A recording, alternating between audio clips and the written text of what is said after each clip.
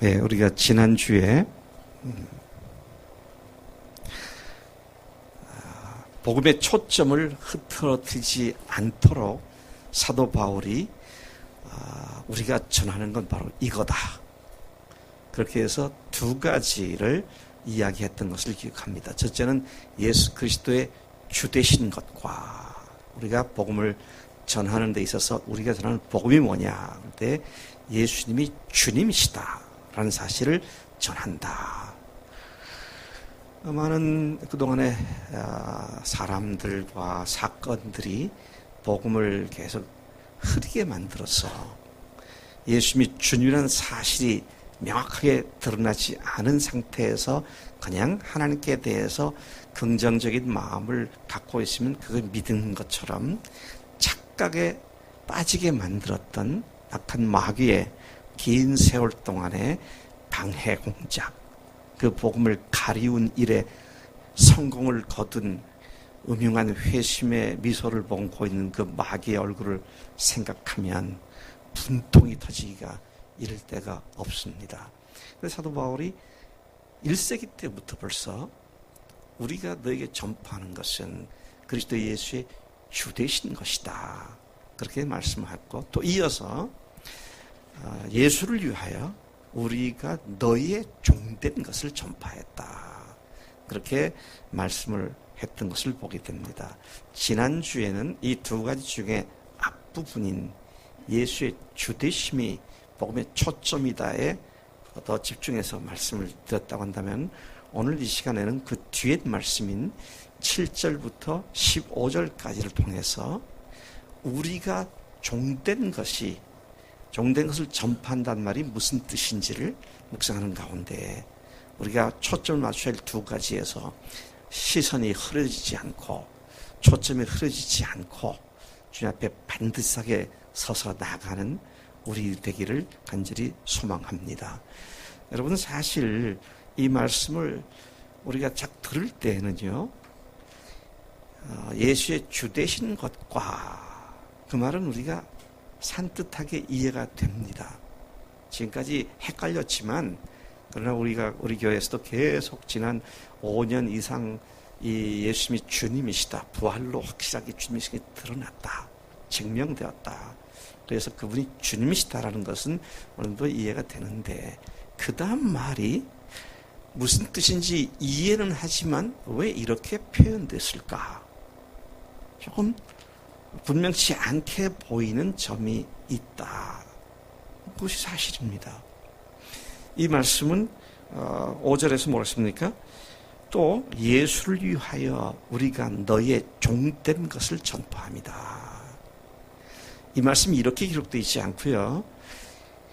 너희를 위하여 우리가 예수의 종된 것을 전파합니다. 이러면은 뭐 이해가 잘 되겠어요. 너희를 위하여 우리가 예수의 종 되었다. 그러면 여러분들 별로 그렇게 헷갈릴 일이 없습니다. 그 사람들을, 다른 사람들을 전도하기 위해서 우리 예수의 종이 되어서 그들을 섬기는 그러한 그 일을 한다. 그렇게 되면 문제가 없는데 반대로 되어 있습니다. 잘 보시면요.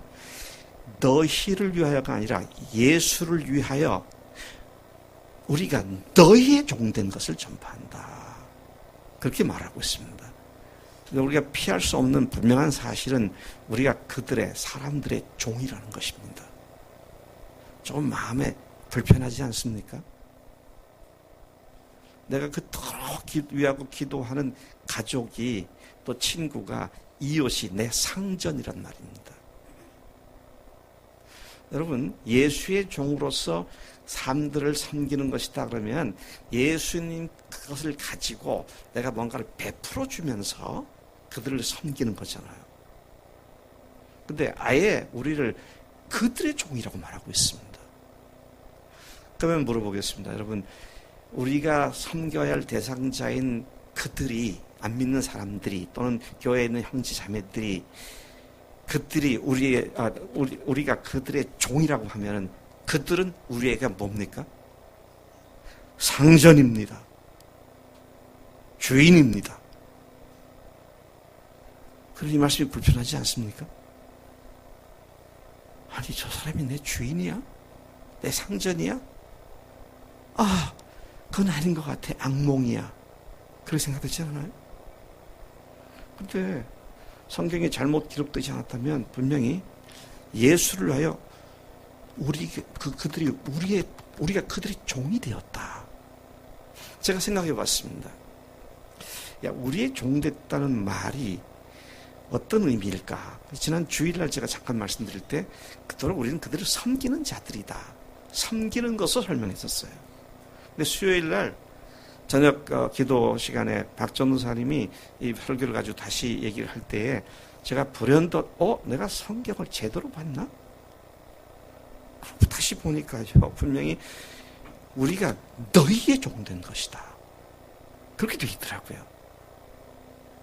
그러니까 종으로서 상전을 섬기는 거 하고요.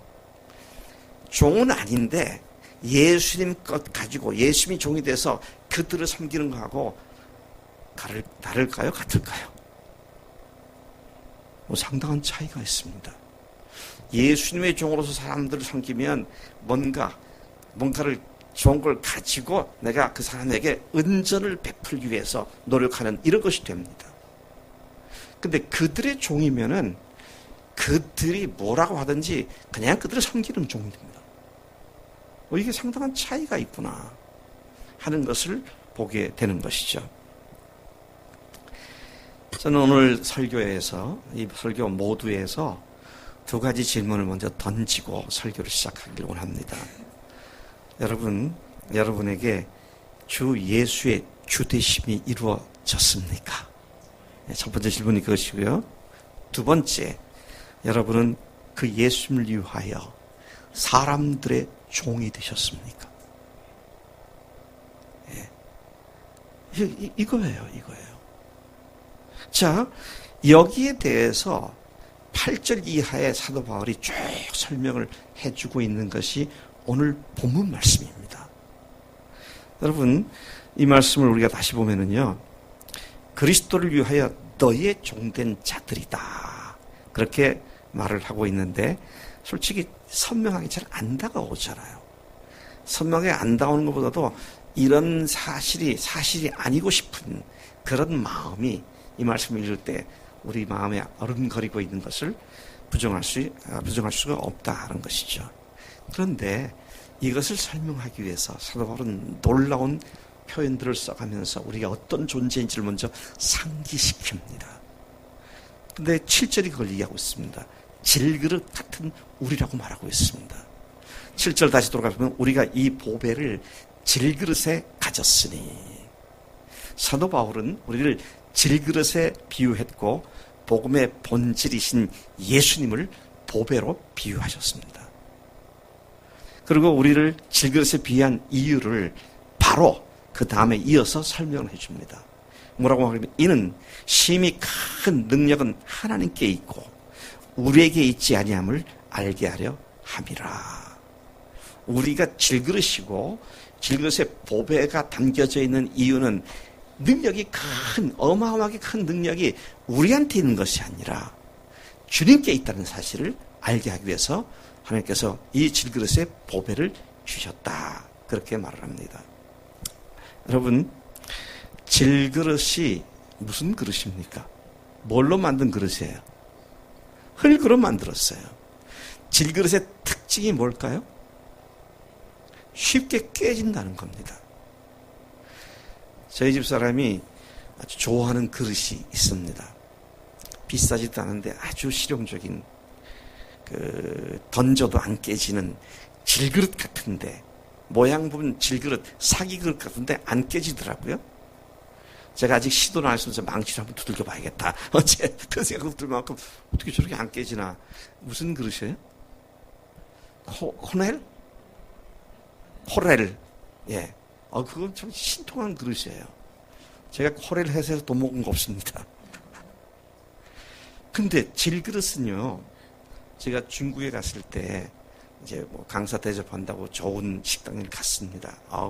레스토랑이 아주 근사한 식당입니다. 한 6, 7층 되는 건물인데요. 갔더니 음식이 나오는데 큰 이게 모양 잘 만들고 색칠도 해가지고 이런 큰 그릇에 이제 여러 사람이 먹을 수 있게 나옵니다. 그릇 보니까 꼭 왕궁에서 보았던 어떤 그릇 그렇기도 하고요. 가만 보니까 질그릇이에요. 그리고 가만 보니까 각접시도 그렇고요. 다 질그릇인데 그 좋은 그릇에 이빨이 빠졌더라고요. 우리나라 식당에서는 이빨 빠지면 다 버리잖아요. 근데 거기 보니까 이빨 빠진 것도 나오더라고요. 그래서 아니 이 좋은 레스토랑에서 어떻게 이빨 빠진 걸 내놓나. 좀 이게 맞지 않는 듯한 그런 생각을 했습니다. 그런데 질그릇이 그렇게 쉽게 이빨이 빠지는 겁니다. 귀티가 막 깨져가지고 보기 싫게 그렇게 돼 있다. 그 질그릇의 특징이에요. 사도 바울이 보배를 우리가 질그릇에 가졌다라고 할 때 우리가 연약해서 쉽게 깨지는 그런 존재다라는 사실을 상기시켜 주면서 질그릇이라는 말을 쓰고 있음을 보게 되는 것입니다. 여러분, 이런 연약함을 통해서 무엇이 더욱더 드러나냐? 주님의 은혜가 얼마나 큰 것인지가 잘 드러나는 그 반대급부의 결과와 효과를 볼 수 있도록 하나님께서 우리에게 질그릇인 우리에게 이 보배를 주셨다. 그렇게 말씀을 하고 있는 것입니다. 여러분, 질그릇은요, 그 자체가 별거 아닙니다. 제가 어제 그 중국의 하문신학교에 그 학장을 하는 우리 선교사가 저희 집에 왔었어요. 아침에 왔었는데, 선물을 하나 주더라고요. 우리가 아주 길쭉한데 이게 딱 만져보니까 케이스가 단단하고, 근데 거기 앞에 그림들이 아주 그 중국풍이 나는 그림이 탁 써있고, 그림이 절여져 있어서, 야, 이게 뭔가. 근데 그분이 딱 열어서 보여주는데, 거기 뭐겠습니까? 나무젓가락이 들어있더라고요. 쌍으로 2개가 딱 있어요. 우리 사람이 딱 한다는 얘기가 이거 1,000원이면 살 건데. 벌써 계산이 딱 나오더라고요. 근데 제가 딱 보니까 박스는 한 5,000원 줘야 사겠더라고요. 근데 그 젓가락이 딱 들어가 앉아있고, 거기다가 포장하니까 멋있게 보입니다. 근데 그건 그릇이 너무 좋더라고요. 근데 반대로 보배로우신 주님이 질그릇이 우리 가운데 있다 것이죠. 여러분, 질그릇 가운데 보배가 있으면 그릇도 귀하게 여겨진다, 천하게 여겨진다. 귀하게 여겨집니다. 귀하게 여겨져요. 그것 때문에 그릇이 이게 귀하게 여겨지는 거잖아요. 보배가 아니고 다른 걸 담아놓으면, 예를 들어 개밥을 담아놓으면 그건 무슨 그릇이에요? 개밥 그릇입니다. 네. 저희 집에 개가 2마리가 있고 고양이가 10몇 마리가 있으니까 아침마다 그걸 주잖아요. 근데 스테인리스 그릇에다 딱 줘도, 스테인리스 그릇 줘도 그건 무슨 그릇이에요? 여전히 개밥 그릇입니다. 그게 뭐가 담겨 있느냐는 거예요. 그런데 복음을, 예수님을 보배로, 그분을 마음속에 모시고 있는 우리가 질그릇으로 그렇게 표현되어 있는데요. 우리가 비록 질그릇이지만 보배를 담고 있기 때문에 우리도 하나님께서 존귀한 자로 그렇게 부르신 줄로 믿습니다. 그런데 우리가 항상 깨달아야 할 것은 우리가 질그릇같이 연약하고 넘어지고 또 깨어지는 그런 존재다라는 사실을 분명히 알아야 한다는 것이죠. 질그릇 같은 우리가 바로 그러한 이야기다 하는 것입니다. 제가 이 말씀을 이렇게 보면서 그 밑에 8절 이하에 보면은요, 굉장한 말씀 나오죠. 우리가 사방으로 우겨쌈을 당하여도 쌓이지 아니하며, 답답한 일을 당하여도 낙심하지 아니하며, 박해를 받아도 버림받지 아니하고, 거꾸로 뜸을 당하여도 망하지 아니하고, 이 말을 그냥 질그릇인 우리를 놓고 다시 제가 이 질그릇 상태인 우리가 어떠한 존재인가를 이 말씀을 가지고 그대로 제가 다시 한번 써봤습니다. 그러니까 이렇게 써지더라고요. 예, 어떤 것이냐 하면은, 우리는 너나 할 것 없이 모두 질그릇이기에 사방으로 어려운 상황으로 우겨쌈을 당할 때면 고통스러워하고 답답한 일을 당하면 크게 낙심하고 박해를 받으면 그냥 너무 자빠지고 아예 망할 수밖에 없는 연약한 존재다. 그게 우리입니다. 어떻게 할 수 없는 그런 무능하고 무기력한 존재가 우리다 하는 것입니다. 질그릇이라고 하는 말이 그런 것을 의미하고 있는 것이다 것이죠. 근데 능력이 우리한테 있는 것이 아니라 주님께 있다는 것을 드러내기 위해서 질그릇인 우리에게 그 보배가 담겨져 있다. 그렇게 말씀을 하는 것입니다. 우리 중에 누구도요, 소소하고 세세한 작은 일에서부터 거대한 문제에 직면할 때 넘어지지 않는다고 큰 소리 칠 사람은 아무도 없습니다. 늘 연약한 질그릇이기 때문입니다. 우리는 그렇게 쉽게 깨지는 질그릇 같은 존재들이다. 이것을 사도 바울이 먼저 상기시켜 주면서 그의 말을 계속 이어가는데 이 보배를 질그릇에 담았다. 그렇게 말하고 있죠. 이 질그릇 같은 우리가 보배를 가졌다고 말합니다. 우리가 이 보배를 질그릇에 가졌으니 이런 심히 큰 능력은 하나님께 있고 우리에게 있지 아니함을 알게 하려 함이라. 앞에서 우리가 앞문단에서 이 보배가 바로 예수 그리스도이시다. 그런 사실을 우리가 보았습니다. 그분이 왜 보배가 되십니까? 보배이신 그분이 어떤 분이십니까? 그래서 제가 몇 가지를 적어봤어요. 야, 보배로 오신 그분이 이런 분이시지. 그래서 제가 짧은 문장들 몇 가지를 읽어볼 테니까 여러분들 동의가 되시면 아멘으로, 그렇기 때문에 보배입니다, 아멘으로 한번 대답해 보시면 좋겠어요. 그분은 하나님이십니다. 그분은 생명이십니다. 그분은 사랑이십니다. 그분은 능력이십니다. 그분은 길이십니다. 그분은 진리이십니다. 그분은 우리의 전부이십니다. 그분은 그 어떤 것과 그 누구와도 비교될 수는 유일하고 전지전능하신 창조주 하나님이십니다. 그런데 그 하나님을, 그 보배로운 주님을 질그릇에 불과한 우리가 마음에 모시고 살아가는 존재가 되었다. 보시죠. 여러분, 그리스도인들이 주님 앞에, 그리스도인, 이제 죄인 내에서 그리스도인 된 사람들이 주님 앞에서 주님을 섭섭하게 들릴 수 있는 많은 일들이 있지만 가장 근본적인 문제는 주님이 우리를 얼마나 존귀한 자로 여겨주시는데 나는 나를 하찮은 자로 여기는, 이게 큰 문제입니다. 여러분, 그리스도인들 중에 제일 꼴불견이 누군지 아세요?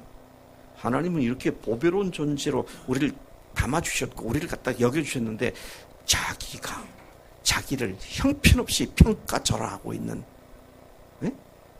자기의 어떤 문제를 가지고 내가 정말 형편없는 존재라고 주님 앞에 똑바로 서지 않고 늘 자기를 정죄하고 있는, 이건 정말 꼴불견이에요. 그러니까 우리가 그렇게 나 자신을 취급할 하등의 이유가 없습니다. 왜?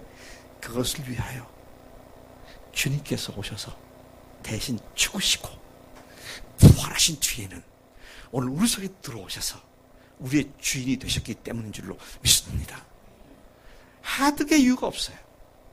더 이상 열등감에 빠질 이유도 없고요. 더 이상 내가 내 자신을 갖다가 패배주의에 빠져있는 사람으로 여길 이유가 없다는 겁니다. 그 이유를 찾아볼 수가 없다는 것이다. 것이죠. 근데 이러한 보배를 우리 질그릇에 갖게 된 이유가 뭐냐? 이는 심히 큰 능력은 하나님께 있고 우리에게 있지 아니함을 알게 하려 함이라. 그러니까 이제부터는요, 우리가 연약하지만 그 주님이 우리를 얼마나 보배라고 온 주님께서 우리를 놀라운 존재로 받아주셨는지를, 또 우리를 통해서 하나님께서 놀라운 일을 행하시는지를 그냥 믿음으로 감사하고 누리면 되는 거잖아요. 제가 어제 우리 이승수 형제 간증을 내가 봤는데 가슴이 뛰더라고. 이 형제가 이렇게 간증을 섰구나. 근데 제가 설교 준비한 거 거의 매치가 되더라고요.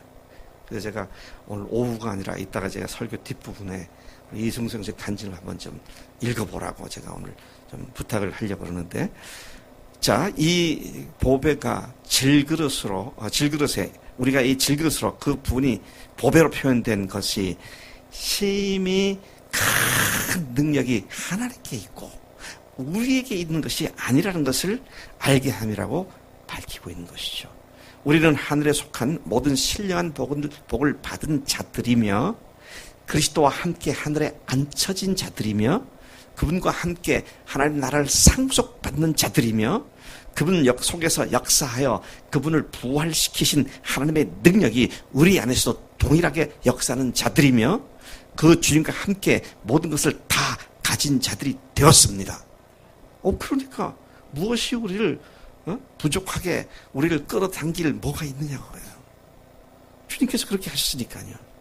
그런데 그렇게 우리를 변화시켜 주시고 우리 속에서 역사하는 능력은 우리에게 있는 것이 아니고 주님 그분께 있는 것이다.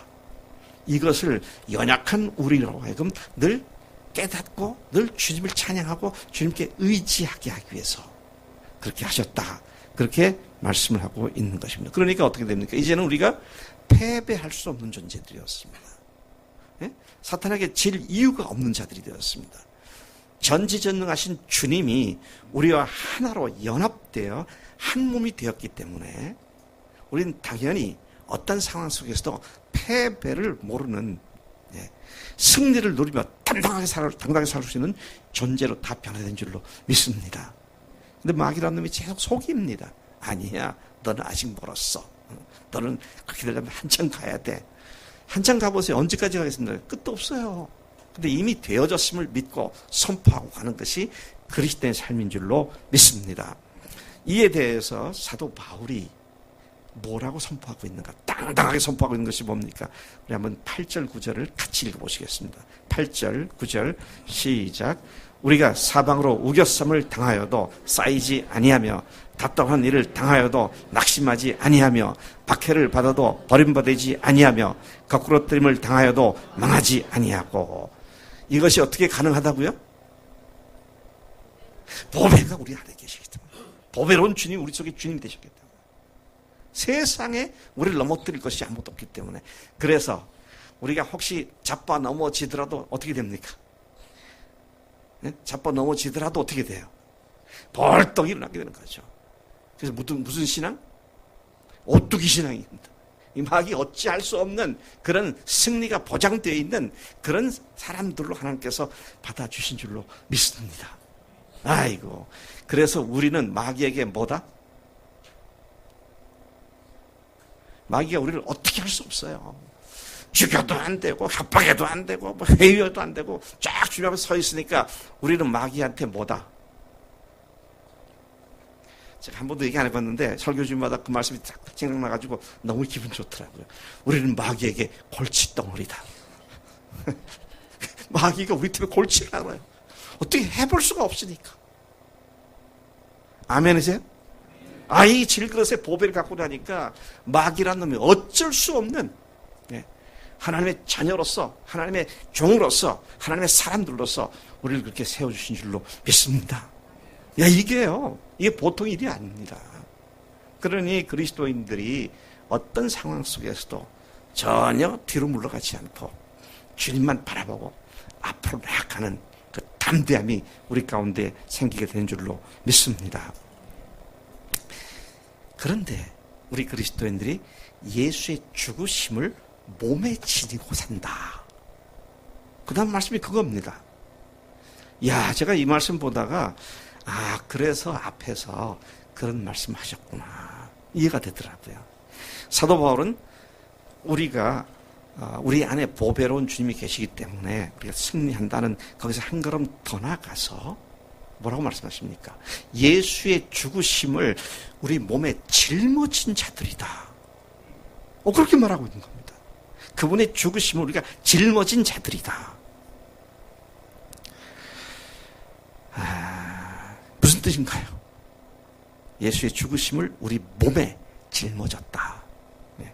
전능하신 하나님이신 그분께서 세상에 오셔서 십자가에서 죽임을 당하신 그 죽으심을 내 죽음으로 알고 모든 상황을, 그 죽음을 짊어지고 인내하고 나간다. 그런 의미로 이해가 됩니다. 그런데 왜 그런 상황들을 인내하게 되느냐? 왜 그렇게 해야 되느냐? 그럴 때요, 10절과 11절이 그 이유를 설명하고 있습니다. 한번 같이 10절, 11절 다시 읽어보십시오. 시작. 우리가 항상 예수의 죽음을 몸에 짊어짐은 예수의 생명이 또한 우리 몸에 나타나게 하려 함이라. 우리 살아있는 자가 항상 예수를 위하여 죽음에 넘겨짐은 예수의 생명이 또한 우리 죽을 육체에 나타나게 하려 함이라. 감이 잡히십니까? 야, 예수님의 죽으심을 우리가 몸에 짊어지고 우리도 예수님과 그 죽은 자로 그렇게 딱 선포하고 주님과 함께 죽은 자로 여기고 살아가게 되면 어떻게 돼요? 그분의 부활하신 것 같이 우리 속에서 예수님의 생명이 살아 역사하신 것을, 부활의 능력을 경험할 수 있게 된다고 하는 그런 말로 이해가 됩니다. 여러분, 예수님 함께 십자가에서 우리가 못 박혀 죽었다고 사도 바울이 이미 여러 군데에서 선포를 하셨잖아요. 그러니까 이제는 우리도 예수님의 죽으심을 몸에 짊어진다. 이 말과 앞에서 너희들이 우리의 주인이다. 우리가 너희들의 종이다. 라는 말을 연결시켜 보면은 뭡니까? 그들을 섬기기 위해서 종노릇할 때 내가 죽는 겁니다. 내가 죽는 거예요. 안 죽으면 어때요? 어떤 반응이 나올까요? 그 사람들이 나한테 갑질을 할 때, 에이, 더러워서. 그러면서, 안 죽겠다고 내가 부닥거리게 되죠. 내가 자기한테 아쉽다고 이렇게까지 해야 되나. 근데 종이 주인한테 그런 말 하면 안 되죠. 철저히 죽어야죠. 그러면 죽으면 완전히 똥이 됩니까? 어떻게 돼요? 예수의 생명이 우리 몸에서 나타나게 된다고 그랬습니다. 예? 그분의 살아나심이 우리 속에서 그 부활의 권능이, 부활의 능력으로 하나님께서 우리를, 그 생명이 우리 몸에서 나타나게 하기 위해서다. 그렇게 말하고 있는 겁니다. 여러분, 예수님의 죽으심을 여러분 몸에 얼마나 짊어지시고 사십니까? 다른 말로 바꾸면 다른 사람들이 종이 되기 위해서 참으로 참기 어려운 모독감도 그냥 죽은 사람이 모독감이 무슨 소용이 있어요? 그냥 그걸 인내하고 가는. 그럴 때 뭐가 나타난다? 예수의 생명이 나타나게 된다. 와, 참 놀라운 말씀이다. 그런 생각을 하지 않을 수 없는 것입니다. 자, 그런데 우리가 주목해야 할 것이 하나 있습니다. 뭐가 냐면 예수님의 죽으심을 우리가 마음으로, 영으로, 정신으로 짊어진다고 말하지 않았습니다. 무엇으로 짊어진다? 몸으로 짊어진다고 했습니다. 예수의 죽으심을 몸으로 짊어진다. 그리고 그 결과로 예수님의 생명이 우리의 마음이나 영에 나타나는 것이 아니라 어디에 나타난다? 우리 몸에 나타난다고 그랬습니다. 자, 몸에 대한 이야기를 하니까 생각나는 성경 구절이 혹시 있지 않습니까? 로마서 12장 1절 말씀에 그러므로 형제들아, 내가 하나님 모든 자비하신 너를 권하노니 너희 몸을 하나님께서 기뻐하시는 산 제사로 드리라. 이는 너희의 드릴 영적 예배니라. 너희 드릴 마땅한 예배니라. 너는 합당한 예배니라. 거기도 보면 너희의 마음을 드려라, 영혼을 드려라 아니라 너희 몸을 하나님이 기뻐하시는 거룩한 산제사로 드려라. 여러분, 거룩한 산제사 하니까 참 멋있어 보이는데요, 아주 노골적으로 얘기해서 뭐 어떻게 하는 겁니까? 죽이라는 거예요. 너희 몸을 죽이라는 겁니다. 산제사, 이거는요, 두 가지 반대되는 말이 합성된 이상 야릇한 용어입니다. 산은 living 말이잖아요. 살아있는 겁니다. 근데 산 제사, 영어로는 제사가 희생 제물인데 living sacrifice, 살아있는 죽은 제물, 이 말이 되는 겁니까? 근데 우리 몸을 살아있는 채로 하나님께 죽은 존재로 드리라는 겁니다. 그러니까 아까 예수의 죽으심을 우리의 몸에 짊어진다는 거, 이게 또 연결이 되면서요, 내가 사람들을 위해서 그들을 섬기는 일에 마음으로만 아니라 실제로 그들의 종도 타는 겁니다. 몸을 움직이라는 거예요. 삶으로 그들을 섬기라는 겁니다. 그렇게 되면 어떻게 된다고요? 내가 죽으면 어떻게? 예수의 생명이 내 몸을 통해서 나타나게 되고요. 한 걸음 더 나가서, 이 말씀 보면 좀 놀랍습니다. 내가 죽으면, 예수님의 죽음심을 내가 가지고 내가 죽은 자로서 그렇게 살면 예수의 생명이 내 몸을 통해서 나타날 뿐만 아니라, 그 다음에 여기에 몇 절에 가보십시다. 어디가 있어? 갑자기 잃어버렸어요. 14절 가서 보십시다. 14절 같이 시작. 주 예수를 다시 살리신 이가 예수와 함께 우리도 다시 살리사 너희와 함께 그 앞에 서게 하실 줄을 아노라. 주님의 죽으심을 우리가 짊어지고 살면 우리가 주님과 함께 살아나는 것은 물론이고, 그 다음에 누가 살아납니까? 우리가 상전으로 무슨 그들이 우리와 함께 주님 앞에 살게 되는 거죠. 그러니까 순서가 이렇습니다. 주님이 우리를 죽으셨고 살아나셨습니다. 그래서 우리도 주님과 함께 죽은 자로 여기고 내 몸의 행실을 죽이며 다른 사람들 상전으로 섬길 때, 우리가 죽었을 때 우리 속에서 주님의 부활의 생명이 나타나게 되고, 우리가 죽은 그 사실 때문에 옆에 있는 우리가 섬기는 그들이 자신들이 주님 앞에 죽고 주님 앞에서 살아서 생명을 얻게 되는 이 부활의 역사가 그 사람들도 나타나게 된다. 예수님이 내가 우리가 섬기는 그들이 이 생명으로 계속 전달되어지는 놀라운 역사가 일어난다. 그런 말씀을 하고 있는 겁니다.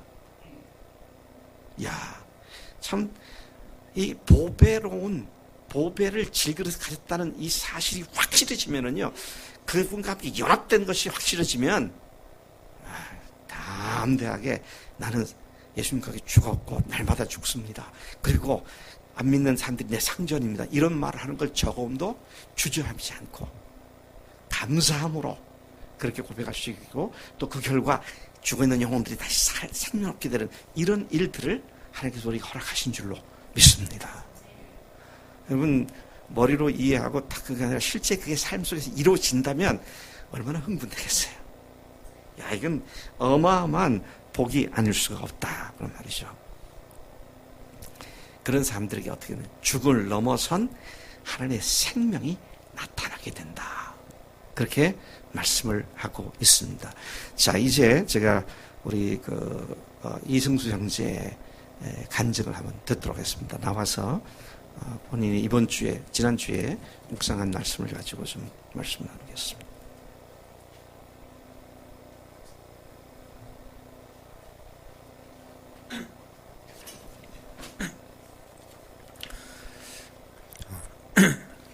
우리 마음에 비추신 빛.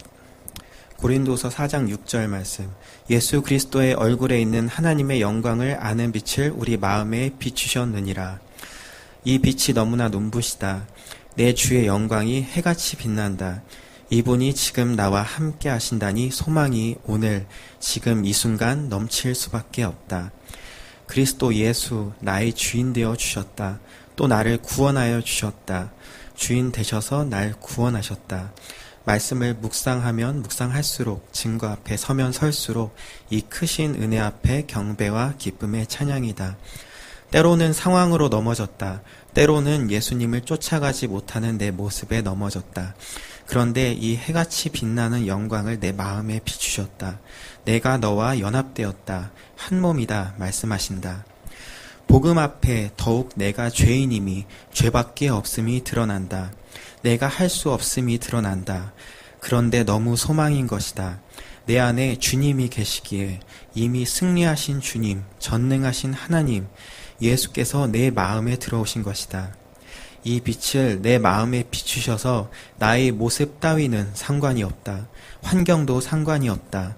오히려 내가 죄인임이 드러남에 내 안에 계신 주님의 빛이 더욱 눈부시다. 멀리 계신 하나님이 아니시며 가까이 계신 정도도 아니라 따로따로가 아니라 아예 한 몸이 되신 것이다. 이것이 너무나 소망이다. 나와 주는 따로따로가 아니다. 나는 더 이상 나를 보고도 환경과 상황을 보고도 좌절하지 않는다. 주님이 나와 한 몸이시다. 나는 더 이상 쫓아가지 못해 안달하지 않는다. 주님이 나와 한 몸이시다. 예수님은 포도나무, 나는 가지다. 열매를 맺는 능력이 나무인 예수님께 있다. 잘 붙어 있으면 가지의 열매가 맺히는 것이다. 능력이 100% 나무에 있다.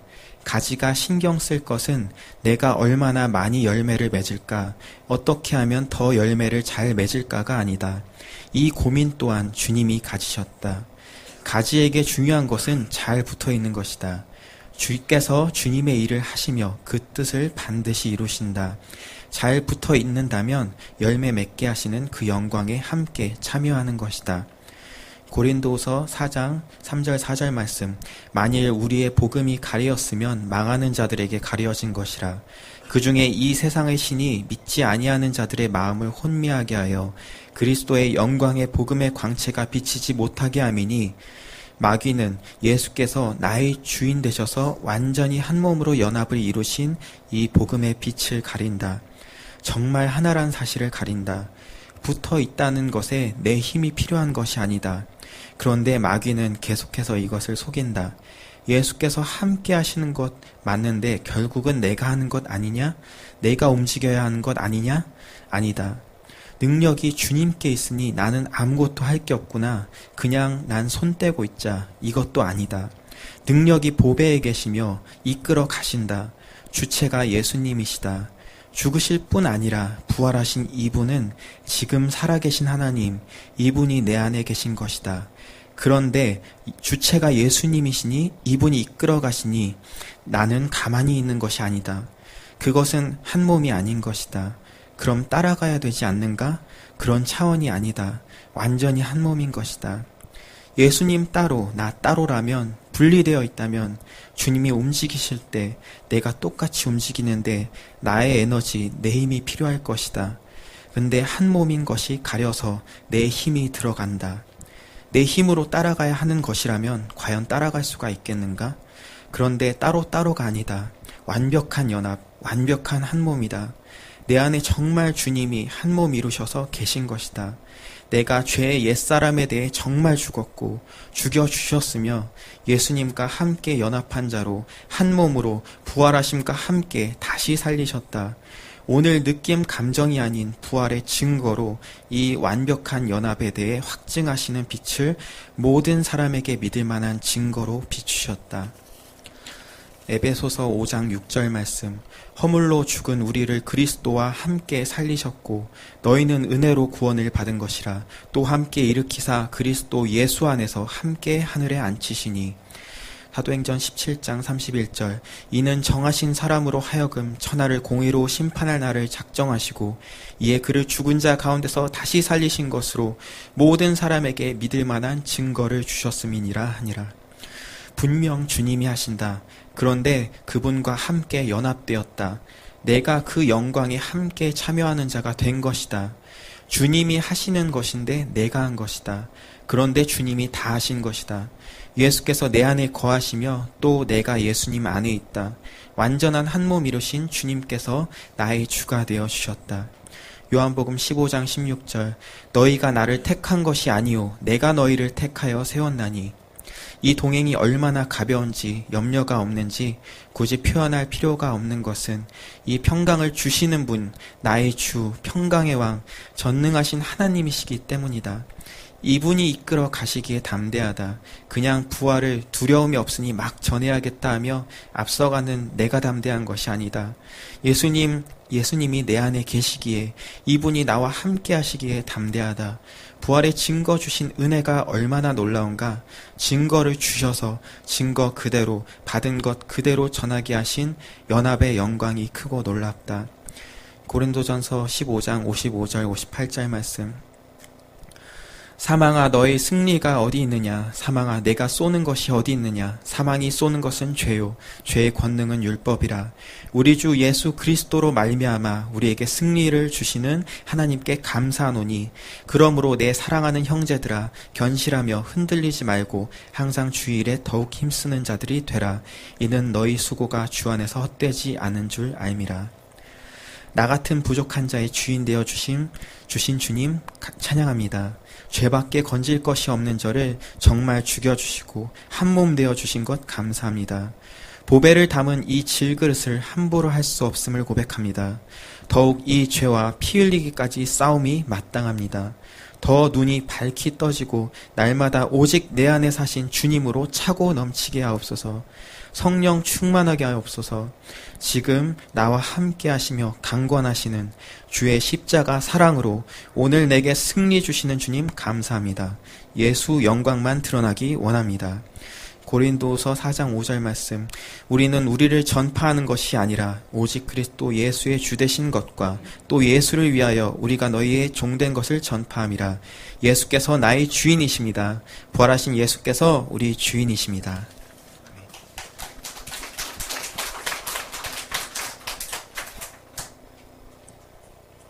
우리 성수 형제가 신학교를 다닌 것도 아니고,